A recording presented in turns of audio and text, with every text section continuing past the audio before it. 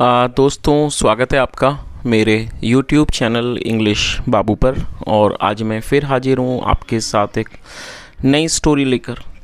और दोस्तों, आज जो स्टोरी मैं आपके लिए लेकर आया हूँ ये एक मॉरल स्टोरी है और बहुत ही मज़ेदार, बहुत ही अच्छी कहानी है। कहानी सुनने में आपको मज़ा आएगा।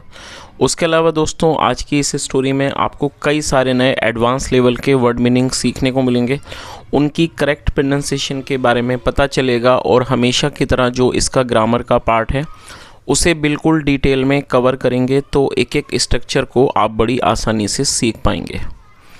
तो चलिए दोस्तों, आज की इस कहानी को हम शुरू करते हैं और सबसे पहले कहानी का टाइटल देखते हैं। कहानी का टाइटल है द लॉयन इन केज। दोस्तों, केज का मतलब होता है पिंजरा। द लॉयन इन केज क्या मतलब हुआ कि पिंजरे में शेर। तो दोस्तों, ये आज की इस कहानी का टाइटल है, शीर्षक है। और अब मैं इसे पढ़ना शुरू करता हूँ। आपसे रिक्वेस्ट है कि आप कहानी को बिल्कुल ध्यान से सुनें, और यदि आज की कहानी में आपको कोई भी नया वर्ड या फिर नया स्ट्रक्चर मिले तो आप उसे नोट करें, और यदि कहानी पसंद आए तो लाइक भी ज़रूर करें। तो चलिए इसको शुरू करते हैं। Once a cruel lion lived in a jungle। क्या मतलब हुआ दोस्तों? ये जो वाक्य है ये एक पास्ट इंडेफिनिट का अफर्मेटिव वाक्य है। और जब हम पास्ट इंडेफिनिट में कोई भी अफर्मेटिव का वाक्य बनाते हैं तो वहाँ वर्ब की सेकंड फॉर्म लगाई जाती है। लिव का मतलब होता है रहना, किसी स्थान पर निवास करना। सेकंड फॉर्म है लिव्ड। और दोस्तों, क्रूअल एडजेक्टिव है। क्रूअल का मतलब होता है क्रूर। वंस एक बार, अ क्रूअल लॉयन एक क्रूर शेर, लिव्ड रहता था, इन आ जंगल एक जंगल में।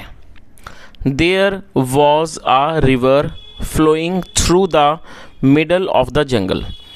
देयर वॉज ए रिवर, और एक नदी थी, फ्लोइंग जो बहती थी, through the middle of the jungle. Through का मतलब होता है कहीं से होकर गुजरना। Through the middle of the jungle, middle मतलब बीच में से, through the middle of the jungle मतलब जंगल के बीचों बीच से। तो इस तरह से पूरी लाइन का क्या अर्थ निकला? There was a river flowing through the middle of the jungle. एक नदी थी जो जंगल के बीच से होकर गुजरती थी। The animals used to come to the river to drink water. और दोस्तों, ये जो वाक्य है इस वाक्य में यूज टू का इस्तेमाल किया गया है। यूज टू का प्रयोग पास्ट के वाक्यों में कंसिस्टेंसी को दिखाने के लिए किया जाएगा। जब हम कोई ऐसा वाक्य बनाएंगे, दिखाते हैं कि पास्ट में कोई व्यक्ति किसी काम को बराबर करता था, तो ऐसे वाक्यों में यूज टू के साथ वर्ब की फर्स्ट फॉर्म लगाई जाती है। तो क्या अर्थ हुआ? द एनिमल्स मतलब कि जानवर, यूज्ड टू कम आया करते थे, टू द रिवर नदी पर, टू ड्रिंक वाटर पानी पीने के लिए। आगे देखिए, as it was the rainy season. दोस्तों, रेनी का मतलब होता है बारिश वाला। रेनी सीजन मतलब बारिश का मौसम। तो क्या अर्थ हुआ? As it was the rainy season, क्योंकि वो बारिश का मौसम था। The big feet of the elephants had created ditches in the soft river side ground. दोस्तों, इस वाक्य में देखिए हैड के साथ थर्ड फॉर्म लगाई गई है। क्रिएट का मतलब पैदा करना, उत्पन्न करना, और ये थर्ड फॉर्म में क्रिएटेड, और ये पास्ट परफेक्ट का वाक्य है। पास्ट परफेक्ट मतलब पास्ट में किसी क्रिया का पूरा होना, पाया जाना। ऐसे वाक्यों में हैड का इस्तेमाल हेल्पिंग वर्ब के रूप में किया जाता है, साथ में वर्ब की थर्ड फॉर्म लगाई जाती है। तो क्या अर्थ हुआ? As it was the rainy season, क्योंकि ये बारिश का मौसम था। The big feet of the elephants, और जो हाथी के बड़े पैर थे, हैड क्रिएटेड उन्होंने बना दिए थे, डिचेस मतलब कि खाइयाँ बना दी थी, इन the soft river side ground मतलब कि जो रिवर साइड जो नदी के एक तरफ का जो ग्राउंड था, ज़मीन थी, मुलायम ज़मीन थी, उस पर उसने जो हाथी के बड़े पैर थे उन्होंने क्या करा था? उन्होंने छोटी छोटी उन्होंने खाइयाँ बना दी थी। चलिए आगे देखिए। Those ditches became marshes due to the mixing of mud and water। और दोस्तों, दोज का ये जो दोज है ये दैट का प्लूरल है। जब कोई वस्तु दूर हो तब वहाँ पर दोज का प्रयोग किया जाएगा। यदि संख्या एक होगी उन चीज़ों की तो दैट, और दैट का प्लूरल दोज। तो क्या अर्थ हुआ इस लाइन का? Those ditches became marches. दोस्तों, बिकम होता है होना या बनना, सेकंड फॉर्म में बिकेम, और मार्श का मतलब होता है दलदल। दोज डिचेस बिकेम मार्शेस मतलब कि वो गड्ढे या कैसे हैं वो खाइयाँ, बिकेम मार्शेस वो दलदल बन गई। ड्यू टू मतलब कारण की वजह से, due to the mixing of mud and water. Mud मतलब कीचड़ और पानी की मिक्सिंग मतलब कि मिश्रण के मिलने की वजह से वो जो डिचेस थी, खाइयाँ थी, क्या थी वो? मार्शेस मतलब कि दलदल बन गई। चलिए आगे देखिए।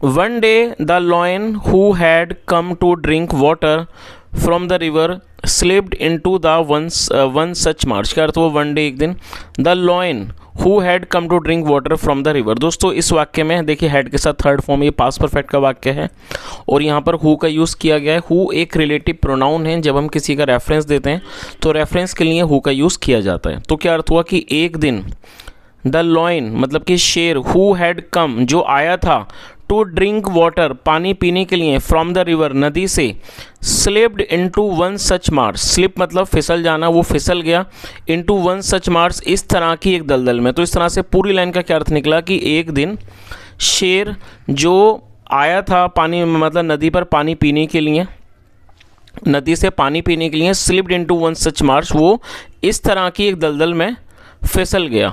ही ट्राइड हार्ड, ट्राई हार्ड मतलब बहुत कोशिश करना और ये सेकंड फॉर्म है। ही ट्राइड हार्ड, उसने बहुत कोशिश की, to come out, come out मतलब बाहर आना, he tried hard to come out, उसने बाहर आने की बहुत कोशिश की, but the more he tried, लेकिन जितनी ज़्यादा उसने मतलब जितना ज़्यादा उसने प्रयास किया, जितनी ज़्यादा उसने कोशिश की, द मोर ही सैंक, उतना ही ज़्यादा वो डूबा। दोस्तों सिंक मतलब डूबना और सेकंड फॉर्म में सैंक। तो पूरी लाइन का क्या अर्थ निकला कि जितनी ज़्यादा उसने कोशिश की उतना ज़्यादा वो डूबा, इनसाइड द मार्श, दलदल के अंदर। He asked many animals to help him, ask मतलब कहना और दोस्तों आस्क मतलब पूछना होता है, उसके अलावा किसी व्यक्ति को कुछ काम करने को कहने को भी आस्क कहा जाता है। He asked many animals to help him, उसने कई जानवरों को अपनी मदद करने को कहा, but no one helped him, लेकिन किसी ने भी उसकी मदद नहीं की। The elephants who could pull him out, और जो एलिफेंट्स थे, हाथी थे, who could pull him out, जो उस कुड मतलब कर सकना, वहाँ पे कुड लगाया जाता है, who could pull him out, जो उसको बाहर खींच सकते थे, डिड नॉट डू सो, उन्होंने ऐसा नहीं किया, as he was their enemy, क्योंकि वह उनका दुश्मन था। देयर मतलब उनका, चलिए, और एनिमी मतलब दुश्मन, क्योंकि वह उनका दुश्मन था। तो इस तरह से पूरी लाइन का क्या अर्थ हुआ कि जो हाथी थे, जो who could pull him out, जो उसको खींचकर बाहर कर सकते थे, डिड नॉट डू सो, उन्होंने ऐसा नहीं किया, as he was their enemy, क्योंकि वो उनका दुश्मन था। आगे देखिए,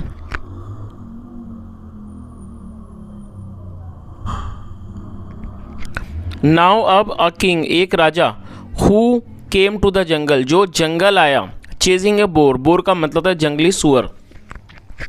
और दोस्तों ये भी पास्ट इंडेफिनिट का वाक्य है जहाँ सेकंड फॉर्म लगाई गई है और चेज का मतलब है पीछा करना, तो आप इसे नोट कर लीजिए। तो पूरी लाइन का क्या अर्थ हुआ, नाउ अब a king who came to the jungle chasing a boar, मतलब अब एक राजा जो एक बोर का, जंगली सुअर का पीछा करते हुए जंगल आया, सॉ द लॉयन, उसने शेर को देखा, स्ट्रगलिंग संघर्ष करते हुए, to come out of the marsh मतलब कि दलदल से बाहर आने का संघर्ष करते हुए उसने एक शेर को देखा। The lion got a hope of life, दोस्तों ये भी पास्ट इंडेफिनिट का वाक्य है जहाँ पे सेकंड फॉर्म लगाई गई है। होप का मतलब होता है उम्मीद, आशा, और गेट मतलब मिलना, प्राप्त होना, second form got. The lion got a hope of life मतलब क्या हुआ कि शेर को जीवन की एक आशा मिली। ही शाउटेड लाउडली फॉर हेल्प, दोस्तों शाउट का मतलब होता है चिल्लाना और ये सेकंड फॉर्म है। ही शाउटेड लाउडली फॉर हेल्प, उसने ज़ोर से मदद के लिए चिल्लाया। Why should I help you, in fact why should I help you, दोस्तों ये जो वाक्य है यहाँ शुड का प्रयोग किया गया है। शुड का प्रयोग वाक्यों में सलाह को दर्शाने के लिए किया जाता है हेल्पिंग वर्ब के रूप में। Why should I help you, मैं तुम्हारी मदद क्यों करूँ। इनफैक्ट असल में, आई विल किल यू, मैं तुम्हें मार दूंगा, विद माई अरो, अरो का मतलब है बाण, अपने बाण से। एंड टेक योर स्किन, और टेक मतलब दोस्तों लेना, ले जाना, एंड टेक योर स्किन, और तुम्हारी खाल ले जाऊंगा, टू माई किंगडम, अपने राज्य में, टू शो दिखाने के लिए, माई ब्रेवरी अपनी बहादुरी, टू माई सब्जेक्ट्स अपनी प्रजा को। सेड द किंग, राजा ने कहा। तो राजा ने क्या कहा कि भाई मतलब मैं आपकी मदद क्यों करूं, असल में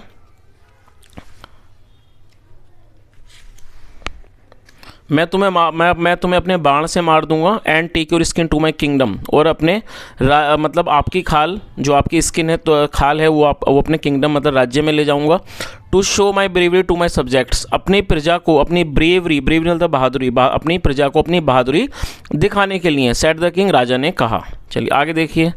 नो हिज हाइनेस, नहीं महाराज, डू नॉट डू दैट, ऐसा मत करना, यू आर अ किंग, आप एक राजा हो, and I am also the king of the जंगल, और मैं भी, ऑल्सो मतलब भी, और मैं भी जंगल का राजा हूँ, I am also the king of the जंगल, मैं भी जंगल का राजा हूँ। यू मस्ट सेव मी, दोस्तों मस्ट का प्रयोग वाक्यों में सलाह को दर्शाने के लिए किया जाएगा जब हम कोई आवश्यक सलाह देते हैं। यू मस्ट सेव मी, आपको अवश्य ही मुझे बचाना चाहिए। टू रूल, शासन करने के लिए, the animals of this forest, मतलब इस जंगल के जानवरों पर शासन करने के लिए आपको मेरी जान या मुझे अवश्य ही बचाना चाहिए। मोर ओवर, वैसे भी, आई will give you a magical jam, दोस्तों मैजिकल जादुई होता है, जैम का मतलब होता है कोई रत्न, तो उसने क्या कहा, वैसे भी, आई will give you a magical gem, मैं आपको एक जादुई रत्न दूंगा। That will solve all your worries, जो, और सॉल्व मतलब, सॉल्व का मतलब तो सुलझाना, जो आपकी सारी वरीज मतलब चिंताओं को सुलझा देगा। It can fulfil all your wishes, दोस्तों फुलफिल मतलब होता है पूरा करना, आप इसे नोट कर लीजिए, FULFILL। It can fulfil all your wishes, ये आपकी सारी इच्छाओं को पूरा कर सकता है, सेड द लॉयन, शेर ने कहा। चलिए आगे देखिए।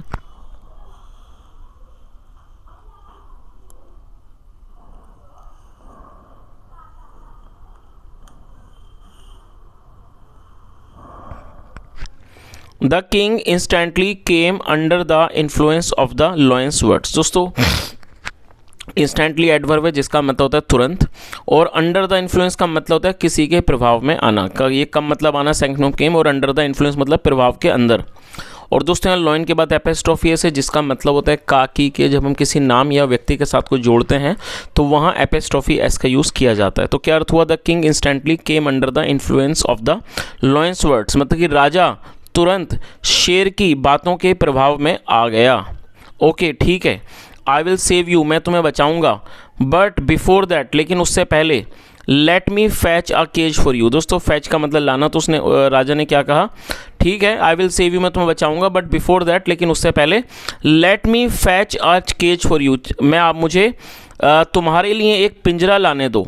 दिस इज़ बिकॉज, ये है क्योंकि, आई डाउट, मुझे डाउट है, डाउट मतलब शक होना, संदेह होना, क्योंकि मुझे संदेह है, मुझे शक है, that you may attack me, may का प्रयोग दोस्तों वाक्यों में शंका को दर्शाने के लिए किया जाता है। तो उसने क्या कहा, दिस इज़ बिकॉज, ये इसलिए है क्योंकि, आई डाउट मुझे शक है, दैट यू मे अटैक मी, शायद तुम मुझ पर हमला करो, व्हेन यू कम आउट, जब तुम बाहर आ जाओगे।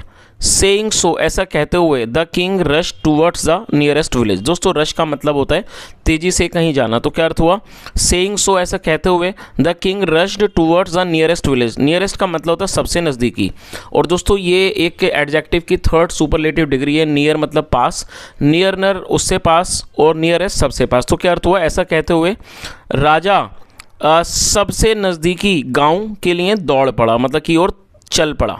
चलिए आगे देखिए। सून, जल्दी ही केम बैक, वह वापस आया, विद अ व्हील्ड केज, दोस्तों व्हील्ड जो है एक एडजेक्टिव है, आप इसे नोट कर लीजिए, स्पेलिंग बता देता हूँ, WHEELED, व्हील्ड का मतलब होता है पहियों वाला, केज मतलब पिंजरा। तो क्या अर्थ हुआ, जल्दी ही came back with a wheeled cage, मतलब जल्दी ही वह एक पहिए वाले पिंजरे के साथ आया। He tied a rope to the cage, tie मतलब बांधना, सेकंड फ्रॉम टाइड, उसने बांधी, क्या बांधी, अ रोप एक रस्सी बांधी, टू द केज पिंजरे से, एंड थ्रू इट, थ्रो का मतलब होता है फेंकना, second from through, and threw it, और उसको फेंक दिया, इनटू द मार्श, दलदल में। तो पूरी लाइन का क्या अर्थ हुआ, he tied a rope to the cage and threw it into the marsh, उसने एक रस्सी पिंजरे में बांधी और उसे मार्श में, दलदल में फेंक दिया। As the lion entered the cage, और जैसे ही लॉयन ने, शेर ने केज में, पिंजरे में प्रवेश किया, एंटर मतलब प्रवेश करना, पिंजरे में प्रवेश किया, it's automatic door got shut, और जो उसके ऑटोमेटिक दरवाजे थे गॉट शट, वो बंद हो गए। आगे देखिए। नाउ, अब, the king began to pull the rope, दोस्तों बिगिन मतलब शुरू करना, सेकंड फ्रॉम बिगिन, और पुल मतलब खींचना। क्या अर्थ हुआ, नाउ अब, the king began to pull the rope, अब राजा रोप को, रस्सी को खींचने लगा, बट लेकिन, the cage was too heavy, heavy मतलब भारी, but the cage was too heavy, लेकिन जो केज था, पिंजरा था, वो बहुत भारी था।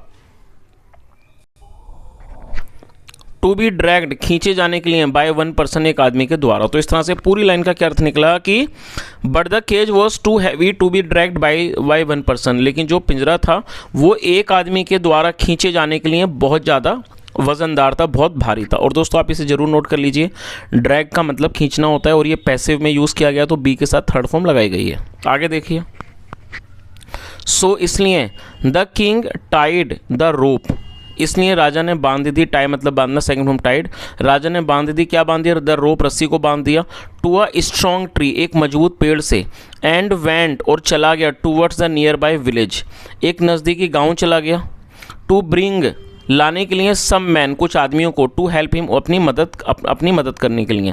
तो पूरी लाइन से का अर्थ हुआ कि इसलिए राजा ने रस्सी को एक मजबूत पेड़ से बांध दिया और वो चला गया towards the nearby village एक नज़दीकी गांव, to bring some man to help him कुछ अपनी मदद करने के लिए, कुछ आदमी लाने के लिए। बट अलस लेकिन दुर्भाग्य से, while he was crossing the forest, while का मतलब होता है दौरान, और दोस्तों क्रॉस मतलब पार करना, while he was crossing the forest मतलब जिस दौरान जंगल क्रॉस करने के दौरान, जंगल पार करने के दौरान, सम रॉबर्स किल्ड हिम, कुछ रॉबर्स ने मतलब कि डाकुओं ने किल्ड हिम उसको किल कर दिया, मार दिया, किल्ड हिम उसे मार दिया, फॉर हिज गोल्ड ऑर्नामेंट्स उसके सोने के आभूषणों के लिए। तो पूरी लाइन का क्या अर्थ हुआ, while he was crossing the forest मतलब जिस दौरान वे जंगल को क्रॉस कर रहा था, पार कर रहा था, some robbers killed him for his gold ornaments कुछ डाकुओं ने उसे मार दिया, फॉर हिज गोल्ड ऑर्नामेंट्स उसके सोने के आभूषणों के लिए। चलिए आगे देखिए, मीनवाइल दोस्तों मीनवाइल का मतलब होता है इस दौरान, इस दौरान द लॉयन जो शेर था, हु वॉज वेटिंग ईगरली, ईगरली दोस्तों एडवर्ब है जिसका मतलब होता है उत्सुकता से, आप इसे नोट कर लीजिए। ईगर का मतलब उत्सुक और ईगरली उत्सुकता से, और आप देखेंगे जो एडवर्ब हैं वो एल-वाई पे खत्म होते हैं, तो आप इन्हें पहचानना बहुत आसान है, आप आसानी से पहचान सकते हैं। एडवर्ब का मतलब होता है ऐसा शब्द जो किसी वर्ब की विशेषता के बारे में बताता है। तो क्या अर्थ हुआ, मीनवाइल मतलब कि इस बीच या इस दौरान, द लॉयन शेर, हु वॉज वेटिंग ईगरली जो उत्सुकता से इंतज़ार कर रहा था, फॉर द किंग राजा का, सो एन एलिफेंट उसने एक हाथी को देखा, कमिंग आते हुए, टूवर्ड्स द मार्च दलदल की तरफ। तो पूरी लाइन का क्या अर्थ निकला, mean while the lion who was waiting ईगरली for the king मतलब कि इस दौरान जो शेर था जो उत्सुकता थे राजा के आने का इंतज़ार कर रहा था, so an elephant coming towards the marsh उसने एक हाथी को टूवर्ड्स द मार्च मतलब कि दलदल की तरफ आते हुए देखा। और दोस्तों आप इसे भी नोट कर लें, सी की सेकंड फॉर्म है, सी मतलब देखना, सेकंड फॉर्म। सो उसने एक हाथी को दलदल की तरफ आते देखा। The elephant was new in the forest जो हाथी था वो नया था, जंगल में नया था। He did not know about the cruel nature of the lion. दोस्तों ये जो वाक्य है ये पास्ट इंडेफिनिट का नेगेटिव वाक्य है। इस तरह का 2-3 वाक्य पहले भी आए थे, मैं उसको एक्सप्लेन नहीं कर पाया, मैं इसको बता देता हूँ। ये जो वाक्य है ये पास्ट इंडेफिनिट का नेगेटिव वाक्य है। जब पास्ट इंडेफिनिट में कोई भी नेगेटिव का वाक्य बनाते हैं तो पहले सब्जेक्ट को मेंशन किया जाता है, फिर डिड नॉट और डिड नॉट के बाद हमेशा ही वर्ब की फर्स्ट फॉर्म लगाई जाती है। तो क्या अर्थ हुआ, ही डिड नॉट नो, वह नहीं जानता था, about the cruel nature of the lion मतलब क्या हुआ कि वह शेर के क्रूर मतलब कि नेचर के बारे में, स्वभाव के बारे में वो नहीं जानता था। तो पूरी लाइन का क्या अर्थ हुआ कि the elephant was new in that forest जो हाथी जंगल में नया था। He did not know about the cruel nature of the lion वह शेर के क्रूर स्वभाव के बारे में नहीं जानता था। The lion said to him शेर ने उससे कहा, ओ माइटी वन, माइटी का मतलब ताकतवर, ओ ताकतवर व्यक्ति, what is the use of your strength, आपकी ताकत का क्या यूज़ है, आपकी ताकत का क्या उपयोग है। If you do not help those, यदि आप उन लोगों की मदद नहीं करते हैं, इन ट्रबल, यदि आप उन लोगों की मदद नहीं करते हैं जो ट्रबल में, संकट में होते हैं।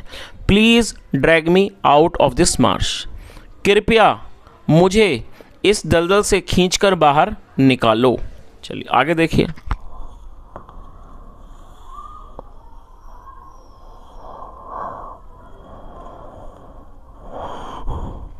The elephant held the rope of the cage with his strong trunk. दोस्तों होल्ड का मतलब होता है पकड़ना और सेकंड फॉर्म में हेल्ड। तो क्या अर्थ हुआ, the elephant held the rope of the cage with his strong trunk, हाथी ने अपनी मजबूत ट्रंक मतलब सूंड, अपनी मजबूत सूंड से पिंजरे की रस्सी को पकड़ा। और आप यहाँ देख भी सकते हैं जो हाथी है उसने अपनी ट्रंक से, और दोस्तों ट्रंक ये है, देखिए ये जो इसको ट्रंक कहा जाता है हाथी के सूंड को, स्पेलिंग है TRUNK। और दोस्तों पेड़ के तने को भी ट्रंक कहा जाता है, तो आप कंफ्यूज ना हो, इस कई बार एक एक वर्ड के कई मतलब होते हैं।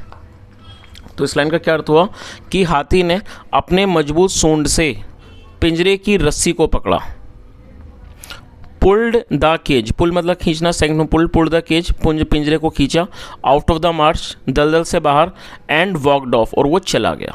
आगे देखिए, द हैप्पी लॉयन, और ये जो हैप्पी लॉयन था मतलब ये जो खुश शेर था, नाउ मूव्ड फॉरवर्ड, अब वो आगे आया, to come out of the cage, पिंजरे से बाहर आने के लिए। चलिए आगे देखिए, but lo the cage was locked, लेकिन जो केज था, पिंजरा था, वॉज लॉक्ड, वो बंद था। चलिए लॉक्ड मतलब वो बंद था, ताला लगा हुआ था। The lion made every effort to come out of the cage but all in vain. दोस्तों मेक एफर्ट का मतलब होता है प्रयास करना, और ये सेकंड फॉर्म में मेड एफर्ट। और यहाँ जो आप ये शब्द देख रहे हैं EFFORT, और एफर्ट ये एक नाउन है जिसका मतलब होता है प्रयास करना। तो पूरी लाइन का क्या अर्थ हुआ, the lion made every effort to come out of the cage but all in vain, लेकिन शेर ने केज से, पिंजरे से बाहर आने के सारे प्रयास किए, बट ऑल इन वेन, लेकिन सारे वो विफल हो गए। चलिए आगे देखिए, सडनली, सडनली मतलब कि अचानक, ही सॉ अ ब्राह्मण, उसने एक ब्राह्मण को देखा, सी मतलब देखना, सेकंड फॉर्म सो, उसने एक ब्राह्मण को देखा। The Brahmin was going to another village, और दोस्तों ये पास्ट कॉन्टिन्यूस का वाक्य है जहाँ पर वॉज वर्ड के साथ फोर्थ फॉर्म लगाई जाती है। तो क्या अर्थ हुआ कि the Brahmin was going to another village, ब्राह्मण दूसरे गांव जा रहा था। He was passing through the jungle, वह जंगल से होकर गुजर रहा था। और दोस्तों आप इस वर्ड को नोट जरूर कर लें, पास थ्रू का मतलब होता है कहीं से होकर गुजरना। तो क्या अर्थ हुआ, ही was passing through the jungle, वह जंगल से होकर गुजर रहा था। He got scared when he saw the lion. दोस्तों गेट, देखिए जो शब्द आप देख रहे हैं स्केयर्ड, ये एक एडजेक्टिव है, और इस वाक्य में एडजेक्टिव को वर्ब बनाया गया। इस चीज़ को भी आप सीख लें कि एडजेक्टिव को वर्ब कैसे बनाते हैं और क्यों बनाते हैं। देखिए जब आप किसी भी एडजेक्टिव को सिंपल प्रेजेंट में, सिंपल पास्ट में यूज़ करेंगे तब आपको कोई भी सपोर्टिंग वर्ब की ज़रूरत नहीं है। जैसे मैं एग्जांपल देता हूँ, मान लीजिए जैसे ये शब्द आप देख रहे हैं SCARED, स्केयर्ड, ये एडजेक्टिव है। अब मैं इसका कोई वाक्य बनाता हूँ सिंपल प्रेजेंट में, जैसे आप बोल रहे हो कि वह, स्केयर्ड का क्या मतलब होता है, डरा हुआ या फिर भयभीत। जैसे वह भयभीत था तो आप इसको बना सकते हैं ही वॉज स्केयर्ड, वह डरा हुआ है, भयभीत है, ही इज़ स्केयर्ड। तो जब हम सिंपल पास्ट या सिंपल प्रेजेंट में वाक्य बनाएंगे तो हमें कोई चेंजेस नहीं करने, डायरेक्टली सब्जेक्ट और हेल्पिंग वर्ब और एडजेक्टिव को इस्तेमाल करके वाक्य को बना देंगे। लेकिन जब आप इसी एडजेक्टिव को एक ऐसे वाक्य में बनाएंगे जहां पर आप इसे एक वर्ब के रूप में प्रयोग करना चाहेंगे, तब आपको एक सपोर्टिंग वर्ब का प्रयोग करना होता है। तो इसलिए यहाँ पर सपोर्टिंग वर्ब का प्रयोग करा गया है, क्योंकि इस शब्द को एडजेक्टिव के जो है ये, इसको वर्ब के तौर पर यहाँ पर प्रयोग किया गया है। तो जब आप इस एडजेक्टिव को वर्ब बनाएंगे तो उस सपोर्टिंग वर्ब के रूप में आपको गेट का यूज़ करना है। तो आप इसे नोट कर लीजिए कि गेट स्केयर्ड का मतलब होता है घबराना, घबरा जाना, भयभीत हो जाना, डर जाना। और ये पास्ट इंडेफिनिट का वाक्य है, तो गेट की सेकंड फॉर्म गॉट का यूज़ यहाँ पर किया गया है। मैं उम्मीद करता हूँ इस बात को दोस्तों आप समझ गए होंगे, और यदि आप समझ गए हो तो कमेंट में ज़रूर बताएं। चलिए इसको देख लेते हैं क्या मतलब हुआ। ही गॉट स्केयर्ड, वह डर गया, वह या कह सकते हैं वह भयभीत हो गया।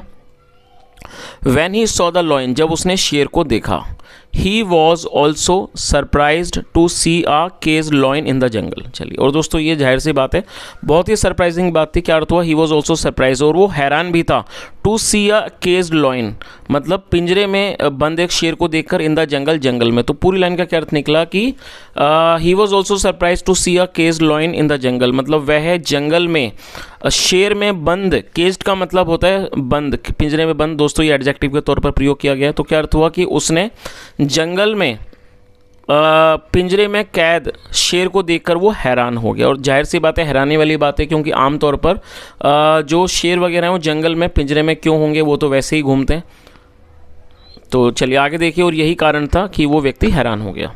Don't be scared and open this cage, तो उसने क्या कहा, डोंट बी स्केयर्ड, डरो मत, एंड ओपन दिस केज, और इस केज को, पिंजरे को खोलो। इफ़ यू डू सो, यदि आप ऐसा करते हो, आई will give you a magical gem, मैं आपको एक जादुई जैम मतलब कि रत्न दूंगा। सेट द लॉयन, शेर ने कहा। आगे देखिए,